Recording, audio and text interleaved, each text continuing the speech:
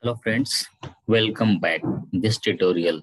So in this session, we are going to understand the complete picture of exceptions in a one glance.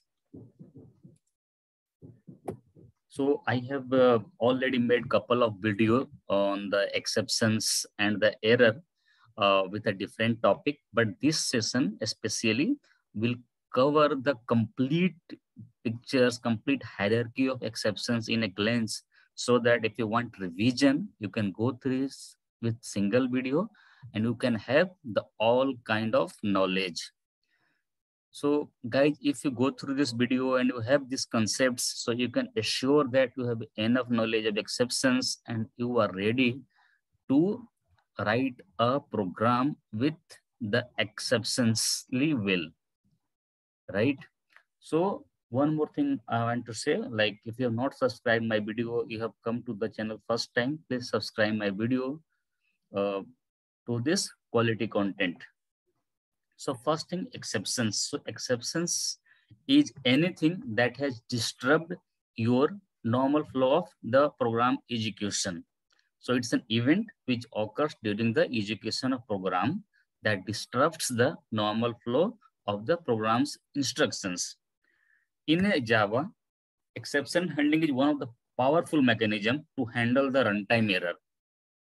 In Java, every exception is a runtime. There is no concepts of compile time exception or runtime exceptions. Only thing is compiler checks the exceptions at the compile time so that the exception could not arise in the runtime.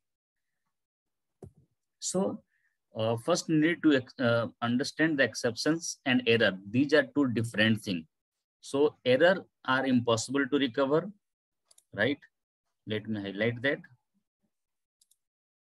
So this is error, impossible to recover from error. Once you got the error, you cannot recover, right? Like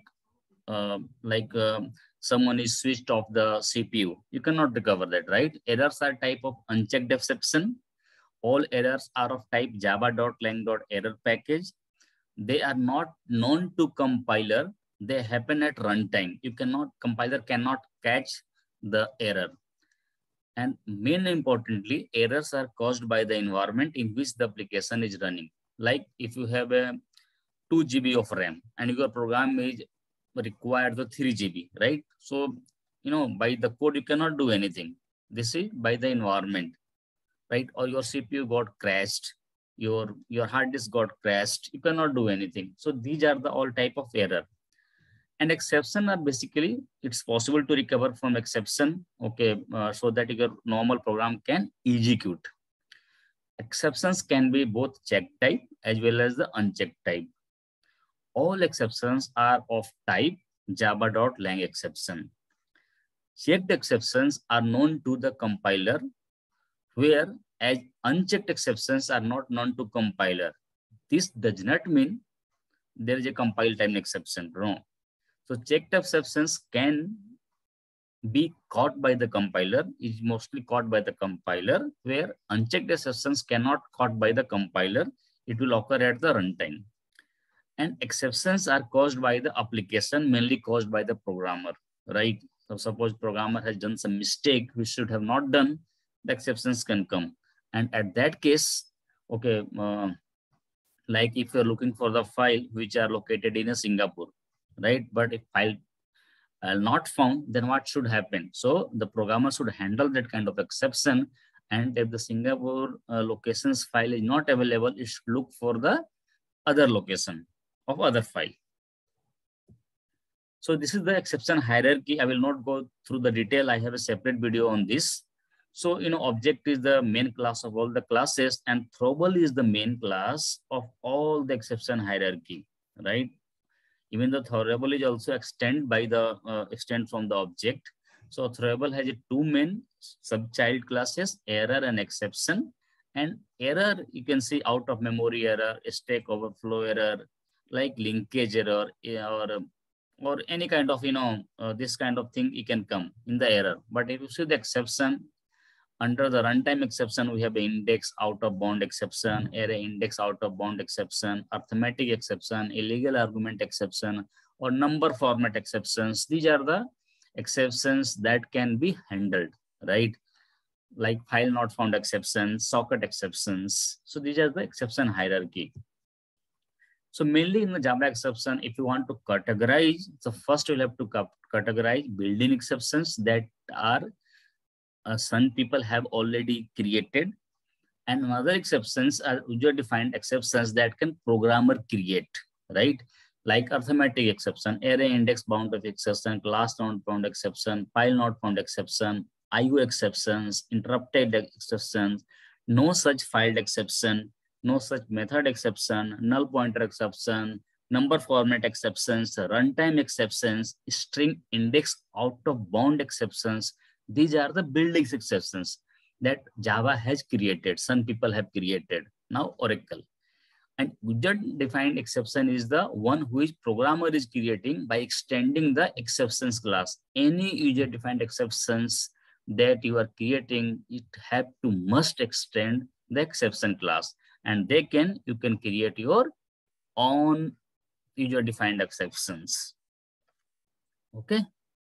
Now move to the and see the fundamental of the Java exceptions. Like basic exceptions, if you see in a main program, like I'm dividing the 100 by 0. So, you know, this we cannot divide by 0. So this is the arithmetic exception. So this is how we are handling this exception, arithmetic exception E, and then you can print something, or you can handle in another way what you should do. Like if you see the built-in method of the exception class, like get message. So here you can type e.getMessage, exceptions.getCause, exceptions.string, exception.printStack, exception.getStrace, getStackTrace, exceptions.fillinStackTrace. So these are the built-in method. And these are the exceptions, 5 blocks that you must understand. Okay, like try. Try is a keyword used to specify the block where you should write a critical code or the code that can have exceptions. And the catch is the block which is used to handle the exception, which is used to catch the exceptions.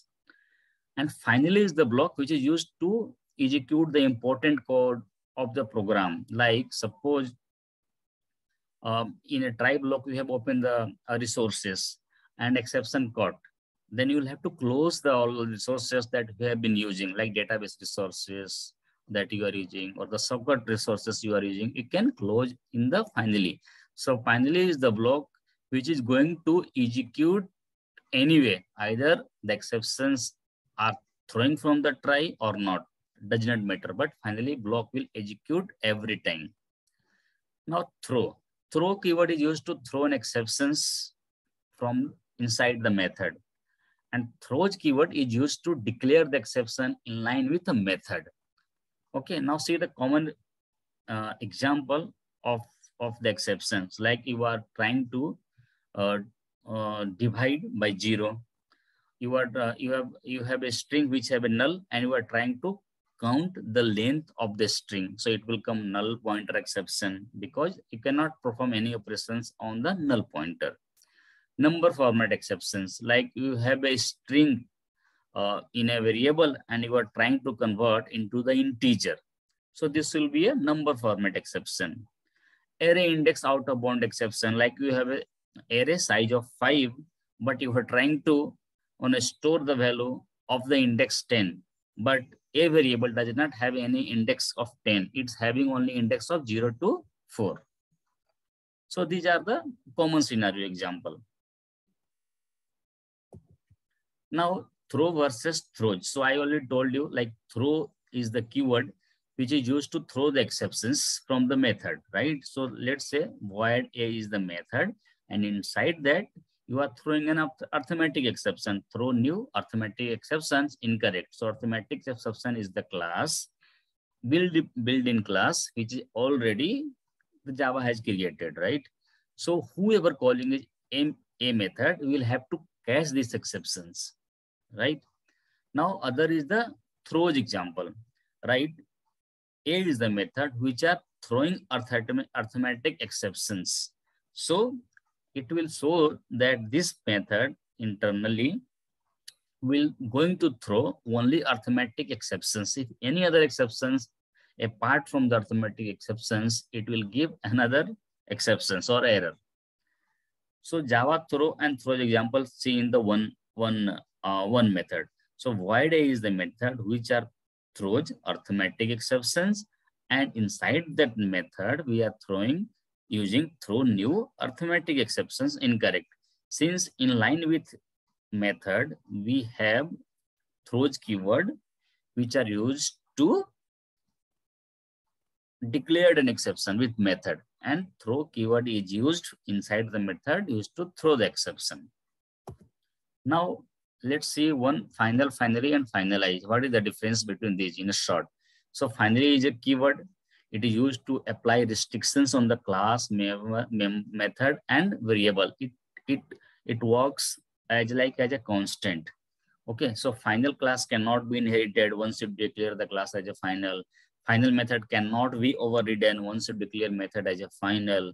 Final variable cannot be changed once you assign this variable in a constructor and you have declared a variable like final. This cannot be changed. Finally, so finally is a block also which will always associated with try and catch. You cannot only type finally block, and it is used to place the important call.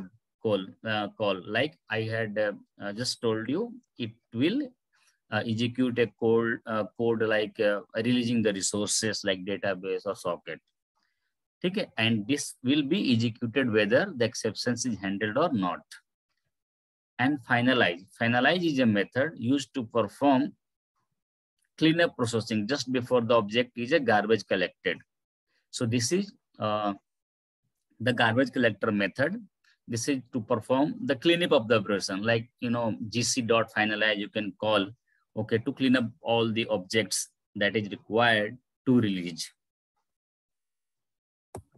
Now you can see the finally block, how it looks like. So this is the class simple finally block, and this is the main method, public static void main. And in the try block, I am trying to divide 55 divided by 5 and storing that value to the data. And if I am trying to print data, then what will happen? Catch null pointer exception system.out.println. Finally, system.out.println finally block is executed. And thereafter, I am printing system.out.println remaining code, right? So finally, this will the code it looks like. Even though the catch exceptions is not coming, the finally block will get executed, right? And this will work, right? After the finally, the rest of the code will get executed. Okay, but since this exception has come, okay, then inside this method, this will system.out.print will not get printed. Only the finally block will get executed, right? Since we are not dividing by 0, so this will not give any error, right? So catch block will not get executed. Only finally block will get executed. So exception handling methods like if you see the try block, this is the try block code that throws the exception from here. Catch block like this, try and catch. This is how it is written. Multi-class catch block can be there like see int a new int 5, right? This is the array we are declaring, and in array 5 here what we are doing 30 divided by 0, but we have a size of 0 to 4 only, right? Only 5 pocket. Then what will come? First thing, arithmetic exception will come, array index out of bound exception can come, okay, and this is the final exception. This is the generic exception, right? Task 3 completed. So only one exceptions can catch this and execute that, right?